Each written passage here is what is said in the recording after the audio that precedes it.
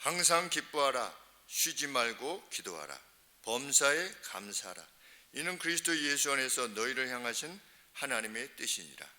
성령을 소멸치 말며 예언을 멸시치 말고 범사에 헤아려 좋은 것을 취하고 악은 모든 모양이라도 버리라. 평강의 하나님이 친히 너희로 온전히 거룩하게 하시고 또 너희 온 영과 혼과 몸이 우리 주 예수 그리스도 강림하실 때에 흠없게 보존되기를 원하노라. 너희를 부르시는 이는 미쁘시니 그가 또한 이루시리라. 형제들아, 우리를 위하여 기도하라. 거룩하게 입맞춤으로 모든 형제에게 문안하라. 내가 주를 힘입어 너희를 명하노니 모든 형제에게 이 편지를 읽어 들리라. 우리 주 예수 그리스도의 은혜가 너희에게 있을지어다. 아멘.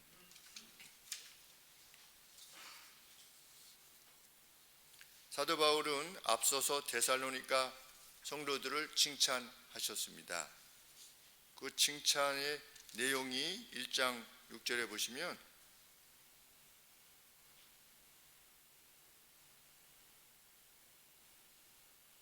또 너희는 많은 환난 가운데서 성령의 기쁨으로 도를 받아 우리와 주를 본받는 자가 되었으니 그러므로 너희가 마케도냐와 아카야 모든 믿는 자의 본이 되었는지라. 이렇게 칭찬하십니다. 많은 환난 가운데서도 이 복음을 성령의 기쁨으로 받아들인 것, 이것을 칭찬하고 있는 것인데, 성령의 기쁨이 뭐냐? 성령이 아니고서는 기뻐할 수 없는 겁니다. 그 상황 자체가 복음을 받아들였을 때 기뻐할 수 없는 상황인데 성령으로 인해서 기뻐하게 된 것입니다. 그래서 성령의 기쁨으로 도를 받아 우리와 주를 본받는 자가 되었으니 참 모든 사람들에게 본이 되었다. 그러니까 복음을 위하여서 대가를 치르는, 핍박이라고 하는 대가를 치르는 가운데서 그들이 기뻐했다는 것, 그것을 기꺼워했다는 것, 이것이 사도 바울의 칭찬의 이유인데, 오늘도 본문에서 무엇이라고 권하는가? 항상 기뻐하라. 상황들 때문에 기뻐하는 것이 아니라 모든 상황들 안에서 기뻐하라, 이런 말씀입니다. 상황들 때문에 기쁜 것이 아니라 모든 상황 안에서 기뻐하는 겁니다. 그러니까 상황이 어떻기 때문에 기뻐하는 것이 아닌 것입니다. 그것이 어떤 상황이든지 기뻐하는 것입니다. 사도는 빌립보 교회 성도님들에게 편지하면서 그 기쁨의 내용이 어떤 것일 수 있는가를 설명했습니다. 내가 로마의 감옥에 갇혔는데 이 감옥에 갇힘으로 인해서 왕궁의 시위대들이 복음에 대해서 알게 되었다. 저 사람은 로마 시민권에 지닌 사람인데 왜 잡혀온 거야? 뭐 예수라고 하는 인물이 있는데 그 사람이 신의 아들이래. 그래서 그것을 전하다가 이렇게 왔대 라고 하는 사실이 알려지게 되고, 또 사도 바울이 잡혔다고 하는 사실을 듣고 믿는 성도들이 사도 바울이 저 정도로 할 정도면 우리가 사도 바울이 전했던 그 내용에 대해서, 복음의 내용에 대해서 우리가 신뢰할 수 있구나, 정말 우리가 트러스트할 수 있구나 라고 해서 더욱 힘을 내서 복음을 확신 있게 전하게 되었다는 사실로 인해서 나는 기뻐할 것이며, 두 가지지요. 또 하나는 어떤 사람은 시기로, 좋지 않은 의도로 지만 복음을 전해 우리도 얼마든지 전할 수 있어 라고 하는, 어떻게 보면 나쁜 의도에서 복음을 전하게 되었는데, 나는 참으로 하든지 거짓으로 하든지 복음이 전하게 된 것을 나는 기뻐할 것이다. 어디서 그렇게 말했습니까? 빌립보 성도들에게 편지를 보낼 때 로마의 감옥에서 그렇게 편지했습니다. 그러니까 기쁨이라고 하는 것은 항상 기뻐하라. 기쁨이라고 하는 것은 상황이 주어지는 것이 아니고 그 상황을 해석하는 그 해석 안에서 이루어질 수 있는 것임을 밝히는 겁니다.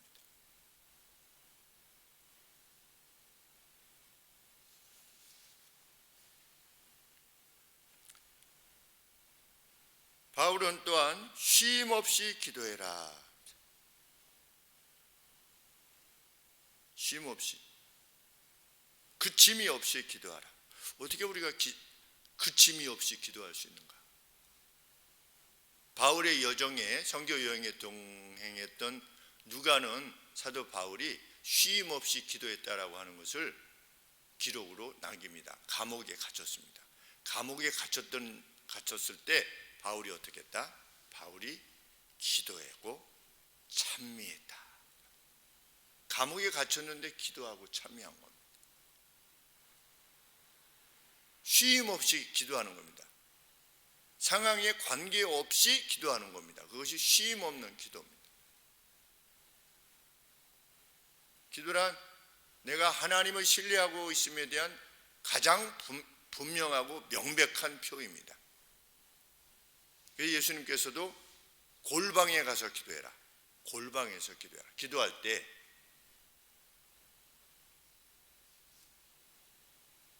내가 기도하는 목적이 하나님과의 관계를 위해서, 그 유일한 목적을 위해서 기도하는 사람은 어디에서 기도할 수 있는가? 골방에서 기도할 수 있고, 또 뭐 산에서도 기도할 수 있고, 삶의 현장에서도 얼마든지 기도할 수 있게 됩니다. 그것이 쉼 없는 기도입니다. 감옥에 들어가서도 기도를 멈추지 않았다. 이게 쉼 없는 기도입니다. 사도행전 16장 25절 이하의 말씀입니다. 야복강의 야복 나루토에서 형을 만나기 전에 어떤 인생에 있어서 가장 큰 위기에 직면하게 됐을 때 가장 먼저 무엇을 하는 거냐? 기도를 하는 겁니다. 하나님의 사람은. 사도 바울은 그것을 성도들에게 권하는 것입니다. 위기에 직면했냐? 기도해라. 환도뼈가 위골될 정도로, 호세아서에 보면 밤새 울부짖었다. 우리가 인생을 살면서 밤새 울부짖은 적이 있는가? 과연 우리가 신앙생활 하면서 밤새 울부짖은 적이 과연 있는가?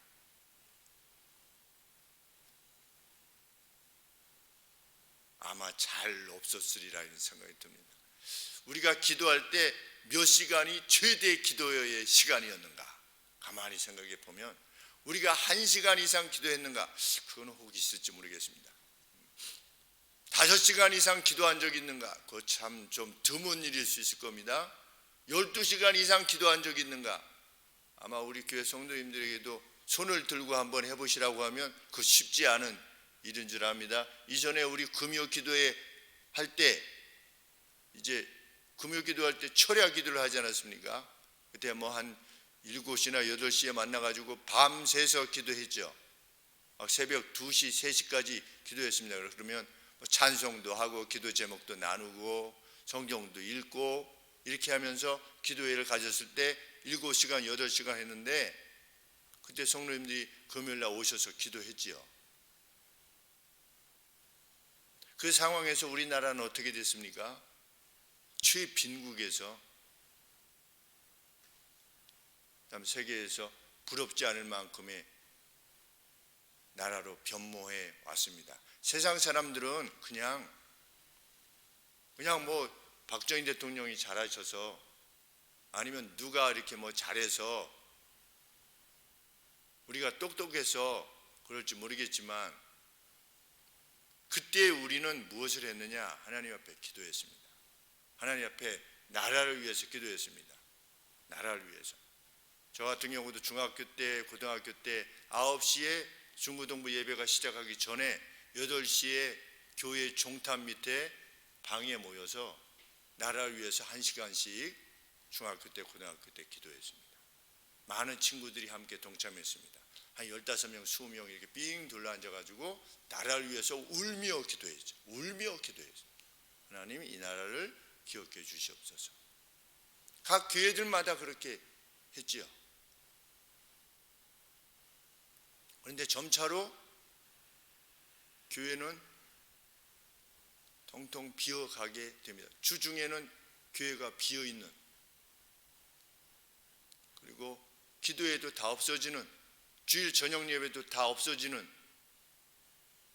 예배를 점점 폐하는, 그래서 미국의 교회처럼 점점 되어져 가는, 미국 교회도 미중부 미시간 그곳에 있는 교회 갈보리 처치 6천 명 정도 모이는 그 교회는 여전히 기도회가 있고 금요 기도회도 있고 성경 공부도 있고 다 예배가 다 있었습니다. 미국 교회가 다 그런 것은 아니죠. 그러던 가운데 이 땅이 어떻게 됐습니까? 부흥했습니다. 왜 어떻게 이렇게 잘 살게 될 수 있었는가? 뭐 설명할 수가 없습니다.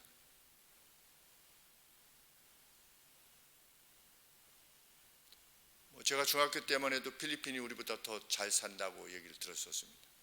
아키노 상원의원이 피살되고 막 이렇게 되었을 때 그때 노란 깃발을 들고 그 반정부 운동을 했었죠. 그 필리핀 국민들이 이것은 잘못됐다라고 해가지고 뭐 이멜다 여사 그 부인 이제 이름도 기억이 안 나네요. 그 독재자가 있지 않았습니까? 필리핀에. 그런데 나라가 그렇게 되더니 어떻게 했습니까? 나라 그냥 완전히 망가져가지고 수백만 명의 여성이 다른 나라에 가서 아랍 쪽에 가서 아니면 싱가포르 같은 데 가서 남의 집사를 해줘서 그것을 송금해야만 먹고 살 수 있는 나라가 되었다. 우리보다 잘 사는 나라였었는데, 자유와 인권이 보장되는 나라였었는데 그렇게 되었다. 우리나라가 그렇게 되지 말라고 하는 보장이 어디 있습니까? 보장이 없는 정도가 아니라 만일 우리 교회도 믿는 우리들이, 뭐 믿지 않는 이들은 상관이 없습니다. 하나님은 늘 어떤 나라를 대할 때 믿는, 그 안에 있는 믿는 이들이 어떻게 하느냐, 거기에 따라서 하나님께서 그 나라를 대하셨지요. 우리도 죄악이 점점 관영하게 되면 그렇게 될 것입니다. 그것이 두려운 거죠, 사실은. 또 그 날이 되면 또 기꺼이 그것을 믿는 이들은 받아들이겠지만 그것이 하나님으로부터의 징계라며, 그렇게 기독교 복음이 꽃피웠던 유럽, 지금 뭐 유럽이 어떤 쇠락이 점점 가속화된다는 말을 듣지 않습니까? 실제로 유럽에 가면 별거 없다는 거죠. 뭐 유럽 이렇게 이야기하지만 실제로 거기 가서 살아보면 별거 아니다. 건물들도 다 후지고 점차적으로 활력을 점점 잃어가고, 뭐 당연히 그렇겠죠. 왜? 프랑스 같은 나라는 뭐 결혼 안 하고 그냥 사는 거 아니겠습니까? 살다가 아기 생기면 뭐 그때 결혼해 뭐 해도 되고, 또 꼭 결혼 신고 안 해도 아이가 태어나면 출생 신고를 할 수 있는, 결혼하지 않아도 출생 신고를 할 수 있는 그런 사회라고 하니 하나님께서 그런 나라를 잘 되게 하실 수 있겠는가? 그 안에서 행복하게 살 수 있겠는가? 몇 초마다 그 여성이 남자에 의해서 맞아서 죽는 나라, 프랑스 나라. 그 이야기 들어보시는지 모르겠습니다. 뭐 프랑스 이러지만 그 폭력으로 인해서 부인이 맞아 죽는, 그것이 어떤 그 시간 단위로 한 사람씩 죽어가는 그런 나라. 하나님께서 그냥 두시지 않겠죠. 영국은 또 뭐 어떻겠습니까? 이제 뭐 금융으로 좀 먹고 살고 있지만 그 나라도 어떻게 될 수 알 수 없죠. 왜? 축구 경기가 거의 경배의 자리에까지 이르렀으니까. 축구 경기가 그들의 기쁨이 1년 내내 돈을 벌어서 그 축구장 들어가는 표를 사는 게 그것이 기쁨인 나라.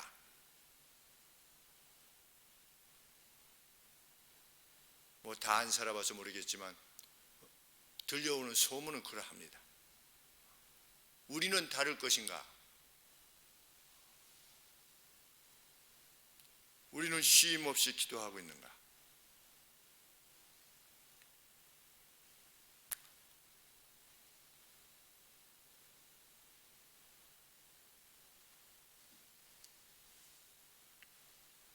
다니엘이 하루 3번의 기도를 행했습니다. 쉬지 않는 기도죠. 쉴 수가 없었던 것입니다. 한 달만 쉬어라. 쉴 수 없었던 겁니다. 한 달만 쉬어라. 하나님께서 하루에 3번 기도하라고 했습니까? 그러지 않았습니다. 자기 마음에 결정한 거죠. 저는 하루에 3번 하나님 앞에 기도하겠습니다. 마음을 정한 겁니다. 그 기도를 쉴 수 없었던 겁니다. 단 한 번도 쉴 수 없는 겁니다. 한 달이 아니라 하루라도 쉴 수 없는 겁니다. 그것이 신앙입니다. 우리는 신념이 아니라 신앙을 쫓아서 사는 사람들입니다. 신념은 보이는 것들에 의해서 결정되어진 그 어떤 것입니다. 그러나 신앙은 보이지 않는 것에 의해서 결정되어진 그 어떤 것입니다. 우리는 신앙의 사람입니다.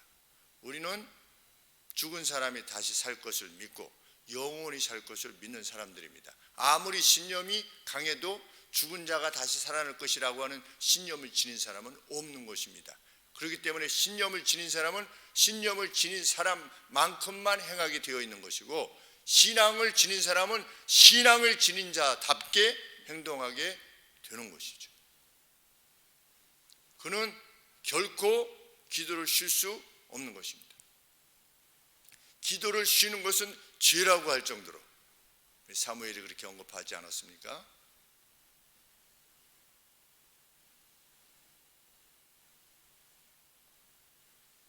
기도는 어떤 세레모니가 아니라고 하는 것을 알게 됩니다.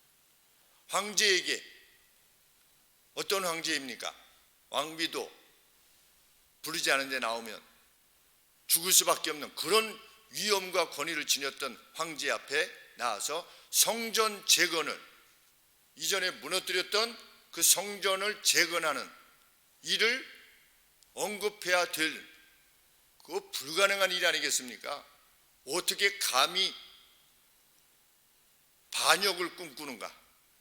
그래서 나중에 무슨 도비야 이런 자들 하면 지금 반역을 꿈꾸고 있습니다 라고 할 정도로 그런 말을 언급할 때 어떻게 했습니까? 느헤미야가 순간 기도하고 순간 기도한 겁니다. 그 마음에 두려움이 찼지만 순간 기도하고, 내가 어떻게 슬픔이 없을 수 있겠습니까? 내가 섬기는, 나의 조상의 보지도 못한 나라, 느헤미야는 보지도 못했죠. 예루살렘 이미 잡혀와서 벌써 한 150년 이상, 벌써 587년에 586년에 이렇게 잡혀왔는데 그 후손이니까, 근데 400몇 년 때니까 한 440년 정도니까 586에서 440 정도를 빼면 한 140년, 140년 뒤에 느헤미야가 있었던 겁니다. 그러니까 예루살렘을 본 적도 없고 예루살렘 성전 보지도 못했던 이러한 인물인데도 불구하고 어떻게 한 겁니까? 말씀을 쫓아서 나는 이 성전을 재건하기를 원합니다. 나는 슬픕니다. 그게 신앙이 말한 것입니다. 쉬지 않는 기도.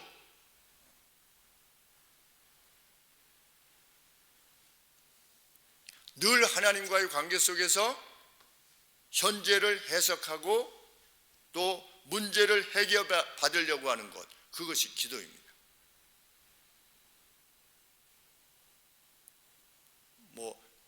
하나님이 내 삶의 결정에 있어서 한 90%, 10%는 어디는 어디 이렇게 나눌 수 있는 것이 아니라 그냥 전체가 하나님에 의해서 결정되어진다라고 하는 것을 믿는 이 확신하는 이의 태도는 뭐냐? 그게 기도다. 쉬지 않는 기도다. 하나님 도와주시옵소서. 하나님 이때 어떻게 결정해야만 하겠습니까? 를 묻는 것인데, 쉬지 말고 기도해라. 하나님만을 절대적으로 의존해라, 이런 뜻입니다. 바울이 또 권하는 바는 무엇입니까? 모든 것에 있어서의 감사. 범사의 모든 것에 있어서 감사하라. 그러면서 그 이유를 이렇게 표현합니다. 18절에 왜냐하면 그리스도 예수 안에서 너희를 향하신 하나님의 뜻이기 때문이다. 이것이 하나님의 뜻이기 때문이다. 뭐가? 범사에 감사하는 것, 이것이 하나님의 뜻이다. 우리는 하나님의 뜻이라고 하는 표현을 계속 씁니다. 하나님의 뜻이 무엇입니까? 하나님의 뜻대로 행해야 됩니다. 하나님의 뜻을 많이 언급하는데 4장 4장 3절 말씀에 이미 사도 바울은 하나님의 뜻에 대해서 언급했는데, 그것은 성적인 격정을 제어하는 것, 그 당시의 성적인 타락이라고 하는 세상 속에서, 당시의 세계 속에서 성적인 격정을 제어하는 것이 하나님의 뜻이다. 하나님의 뜻은 무엇이다? 당신들의 sanctification이다. 당신들의 성화 혹은 성별, 저는 성별이라고 하는 용어를 더 사용하기를 원합니다. 성별됨, sacred. 그러니까 가령 예를 들어서 성소는 뭐냐? sacred place인 겁니다. sacred, 어떤 성별된 장소인 겁니다. 성소라고 하는 것이. 물론 holy place도 될 수 있죠. 하나님의 거룩을 담은 장소이기 때문에 홀리 플레이스라고 하기도 하지만, 구별된, 성별된 어떤 세상 것과 구별되어진 어떤 세이크리드, 성별된 장소. 그런데 사도 바울이 하나님의 뜻이 뭐냐? 당신들의 성별됨이다. 그 성별됨의 내용이 뭐냐? 그 세속적 가치, 성적인 가치로부터 벗어나서 그것을 절제하고 남의 가정을 해친다든지 이렇게 하지 않는, 그것을 하나님이 원하신다. 그게 하나님의 뜻이다. 이렇게 앞에서 언급한 적이 있는데, 여기도 두 번째 뭐라고 말씀하고 있는 겁니까? 이것이, 범사에 감사하는 것이 그리스도 예수 안에서 너희를 향하신 하나님의 뜻이기 때문이다. 감사는 하나님의 뜻인 겁니다. 내가 감사해야 될 것인가 말 것인가를 결정하는 것이 아니라.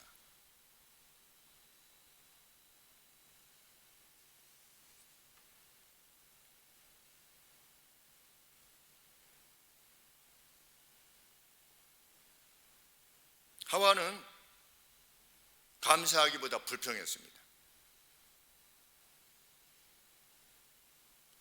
정령 먹지 말라고 그랬느냐? 정령 먹으면 정령 죽으리라고 그랬느냐? 그랬더니 뭐라고 답변했습니까? 먹지도 말고 보지도 말라고 하셨다. 벌써 마음에 불평이 있었던 겁니다. 예수님은, 하나님은 바라보지 말라고 하시지 않았습니다. 근데 그냥 보지도 말라, 그냥 먹지 못하게 그냥 막아놨어. 이런 마음인 겁니다. 누가? 하와가. 불평입니다. 감사가 상실되면 이내 죄가 옵니다. 그리고 죄가 온 증거가 뭐냐? 감사를 상실하는 겁니다. 헬 조선, 그래서 우리 크리스찬들은 절대로 이런 말을 할 수가 없는 겁니다. 그건 감사가 상실한 말입니다.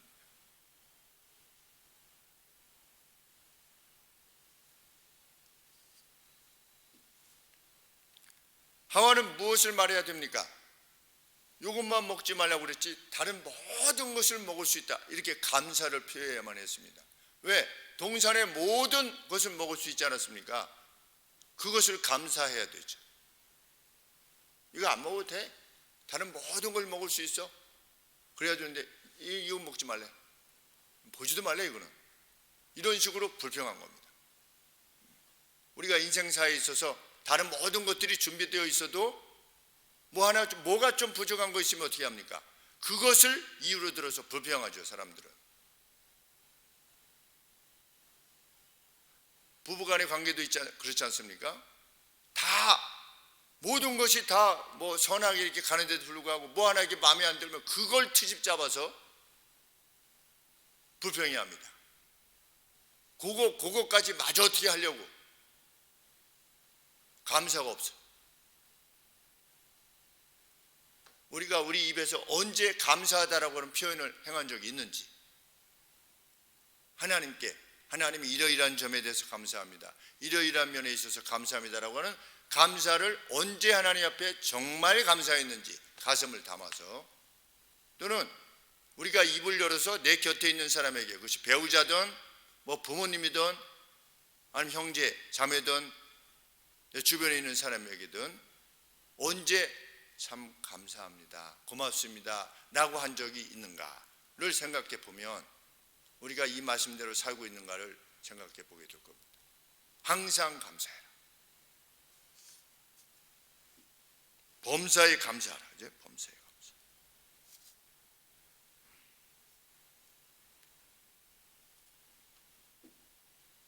만나와 메추라기를 먹으면서도 이스라엘 백성들은 감사가 없었습니다. 계속해서 감사가 없었습니다. 물만 조금 없으면 그냥 불평하기 시작했습니다. 저주하고 돌로 쳐도 죽이려고 그러고. 그게 대중입니다. 대중. 민심은 전심이다. 민심이 전심일까요? 성경은 결코 그렇게 말하고 있지 않죠.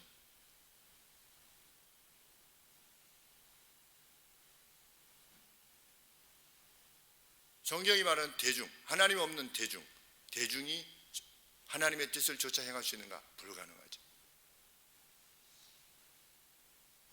여론이 어떻게 했다? 그게 중요하다고요? 성경은 그렇게 말하지 않지.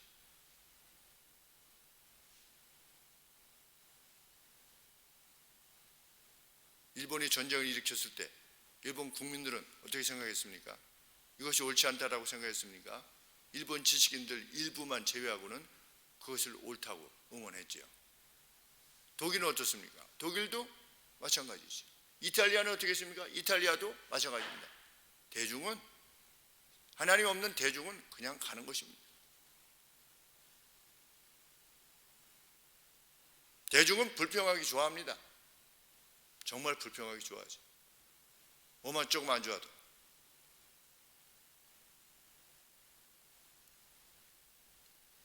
기독인에게는 불평의 자리는 없다. 그것이 성경의 정의입니다. 기독인에게 불평의 자리는 없다.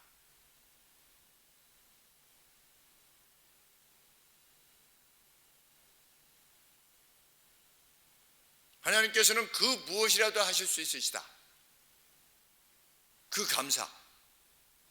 누구의 감사였습니까? 욥의 감사입니다. 내가 전에는 귀로만 들었었는데 이제는 눈으로 보옵나이다. 뭘? 하나님은 심지어 내 자녀들도 얼마든지 데려가실 수 있으신 분이시다. 그것을 깨달은 거죠. 하나님은 무엇이라도 하실 수 있으신 분이시다. 거기까지 미치는 것, 그것이 진정한 지혜다.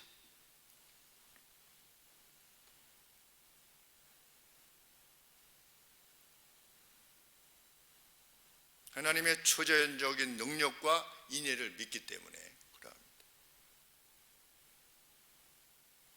운동장에서 친구들한테 이렇게 운동하다가 하나씩 두씩 떠나면 정말 슬플 것 같아요. 그랬더니 운동장에 들어오던 친구들이 목사님의 죽는 얘기를 하세요. 그러면서 목사님이야 뭐 죽어도 상관없으시겠지만 목사님은 더 기뻐하겠죠. 죽는 걸 기뻐하시죠. 그래서 뭐 죽는 걸 더 기뻐하는 건 아니겠지만 여간에 뭐 죽어도 괜찮습니다. 우리는 아직 가면 안 돼요.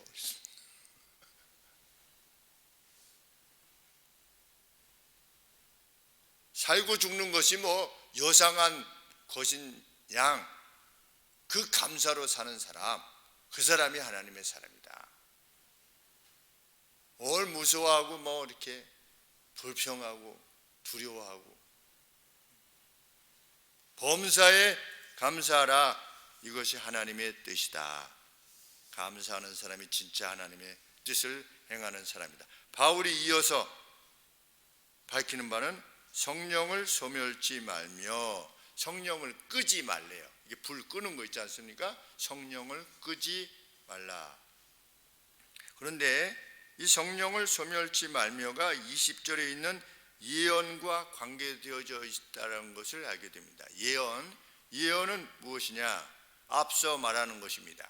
어떤 일이 있기 전에 앞서 말하는 것이 예언입니다. 그런데 앞서 말한 것이 반드시 이루어지는 것만은 아닌 겁니다. 우리가 이러이러한데 이러이러하면 이러이러한 일이 일어날 것이요 라고 했는데 이렇게 하지 않으면 어떻게 되는 겁니까? 그 일이 반드시 일어나는 것은 아니지요.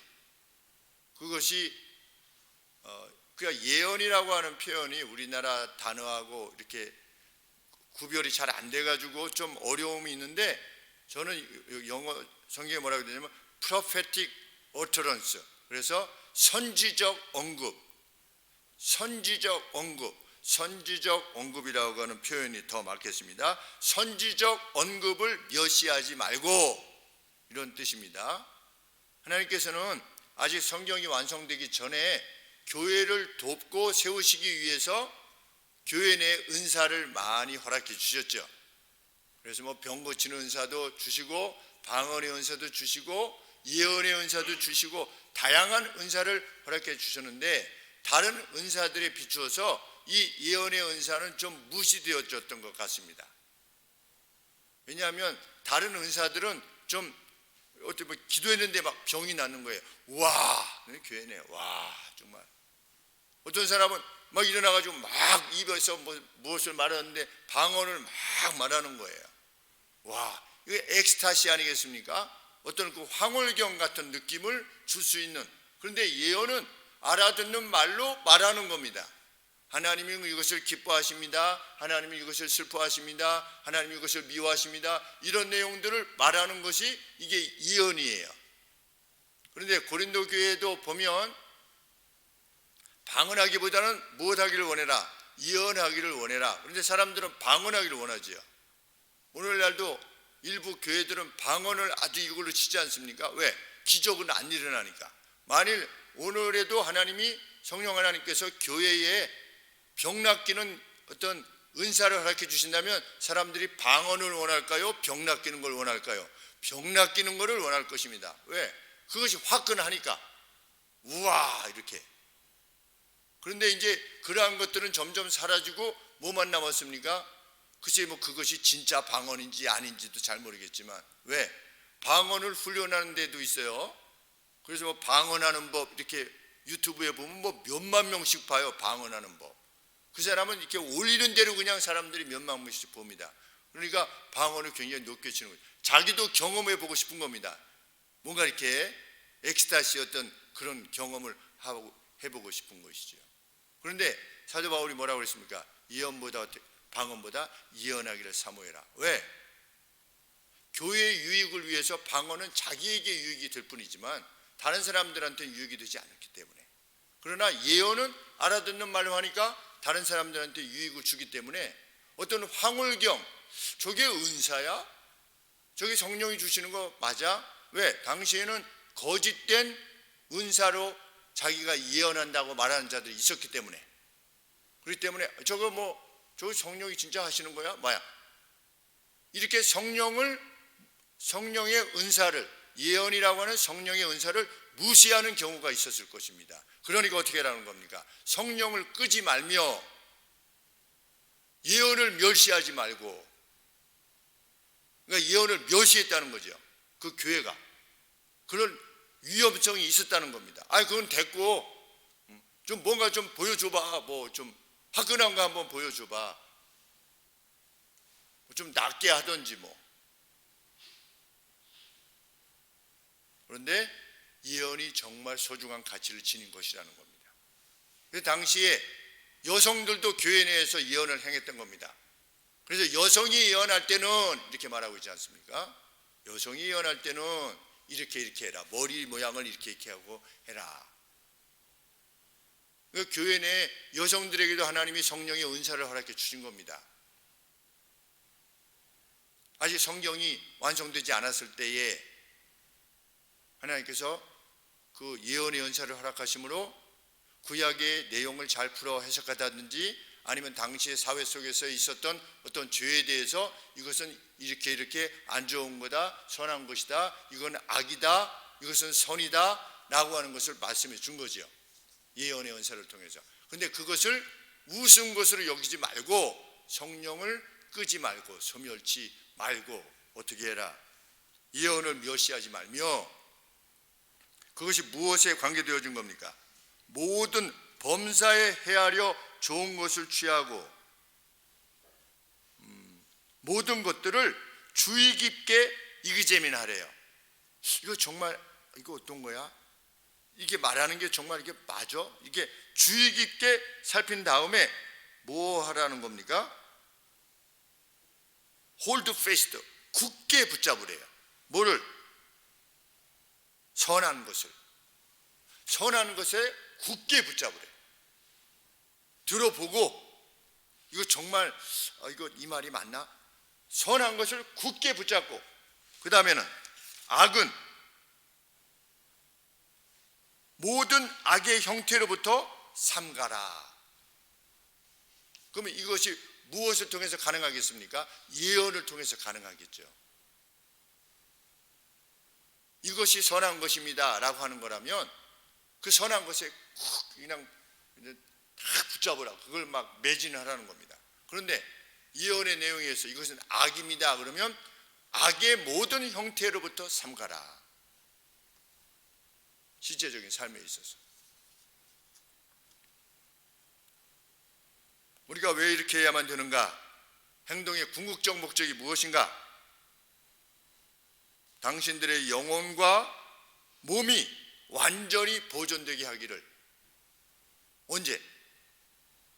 주 예수 그리스도의 도래에 책망이 없도록. 이렇게 해야만 되는 목적이 뭐냐? 23절에 우리 주 예수 그리스도의 강림하실 때에 흠없게 보존되기를 원하노라. 그러면 그 길은 뭐냐? 항상 기뻐하고 쉬지 않고 기도하고 모든 일에 감사하면서 성령께서 주시는 은사를 조차 이 가르침의 말씀을 주실 때에 그것을 뭐 그런 말을 해. 그것이 아니라 가르침의 말씀을 잘 살펴서 선한 것을 굳게 붙잡고 악한 모든 형태의 악을 버리는 가운데 주 예수 그리스도의 강림하실 때에 흠이 없는 자로 나타나게 되기를 위해서 이 모든 일을 힘써라. 그러니까 우리가 궁극적으로 마음에 두어야 되는 목적은 무엇입니까? 예수 그리스도께서 세상에 오실 때에 우리가 흠없는 자로 보존되어 있는 겁니다. 왜? 심판이 있을 것이니까.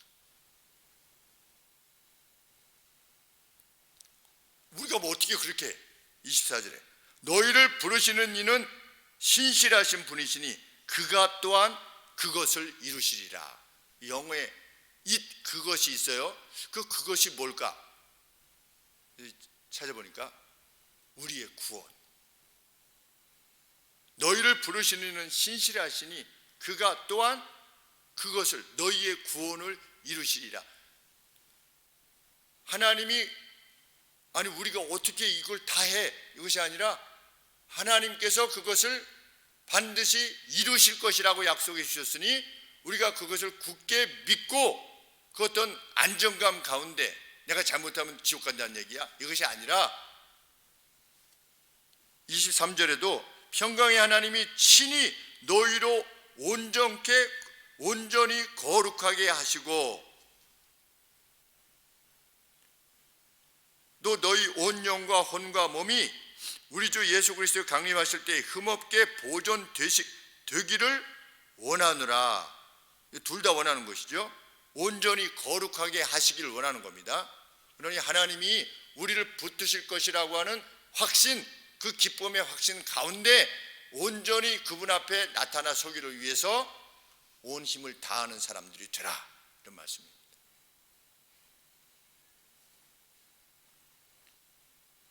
우리를 부르시는 분은 신실하심으로 우리의 구원을 수행하실 것이다.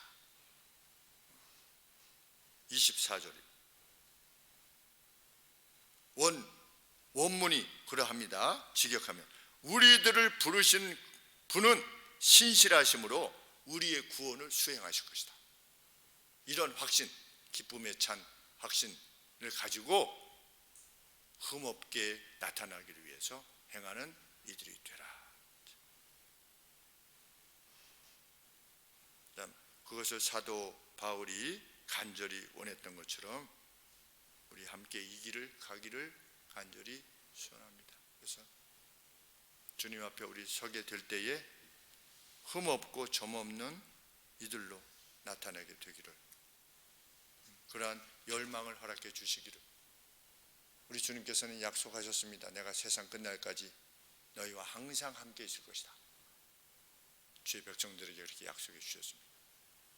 그 약속에 그 보호 가운데 행하는 우리라고 하는 사실을 믿고 힘있게 나가는 우리가 되기를 소원합니다. 기도하겠습니다. 사도 바울이 데살로니가 성도들에게 간절한 심령으로 권하는 이 모든 내용이 우리의 것이 되기를 간절히 원합니다. 믿는 우리 기쁨의 사람으로만 세상에 드러날 수 있도록 도와주시옵소서. 감사하는 사람으로만, 그 감사와 기쁨이 끊임없는 기도 가운데서 우러져 나오는 것임을 세상에 알리는 저희가 되게 하여 주옵소서. 우리가 그러한 존재라고 하는 사실이 목사의 직임이 아니라 할지라도 그저 삶 속에서 밝히 드러날 수 있도록 도와주옵소서.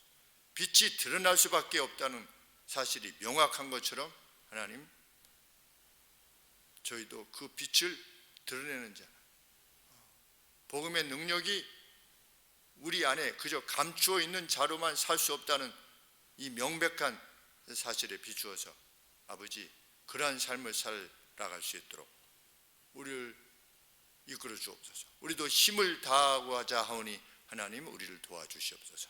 예수님의 이름으로 기도합니다. 아멘.